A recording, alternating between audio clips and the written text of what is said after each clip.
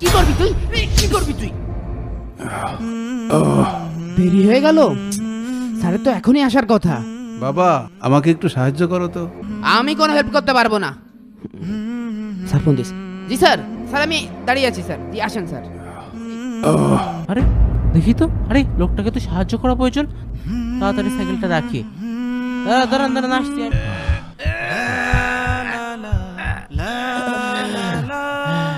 দোয়া করি তুমি জীবনে অনেক বড় হও। 2টা বাজে। এ সাইকেলটা কার? এই সাইকেলটা কার? সাইকেলটা কে রাখলো? ও ভাই, এটা কি হলো? কি হলো মানে? এটা কি তোর বাপের বাইক? এখানে সাইকেল রেখেছিস কেন? হ্যাঁ ভাই সাবধানে কথা বলেন, একদম আমার বাপ মা তুলে কথা বলবেন না। 100 বার বলবো। কি করবি তুই? কি করবি তুই? আমি চাইলে আপনার গায়ে হাত তুলতে পারতাম, শুধু আল্লাহর জন্য আপনাকে আমি ছেড়ে একটা দিলাম। কথা বলবি না, বেয়াদব কোথাকার ফালতু। এই ভাই, আপনার সমস্যা কি? তুই কে?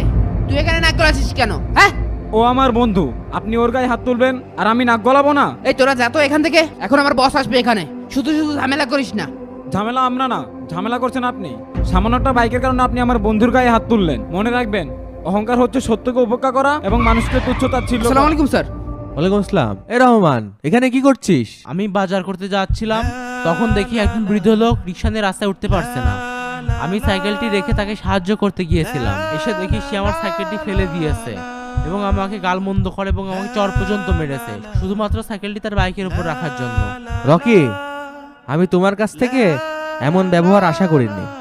আমি যদি চাই এখনই তোমাকে কোম্পানি থেকে বের করে দিতে পারি। তুমি যাদেরকে নিয়ে এরকম মন্তব্য করছো, ওরা যদি চাই তোমার মতো 100টা বাইক কিনে ফেলতে পারে। সরি স্যার, এজন্য কারোর পোশাক দেখে কাউকে বিবেচনা করতে নেই। ভুলে গেছে স্যার, আমাকে মাফ করে দেন স্যার।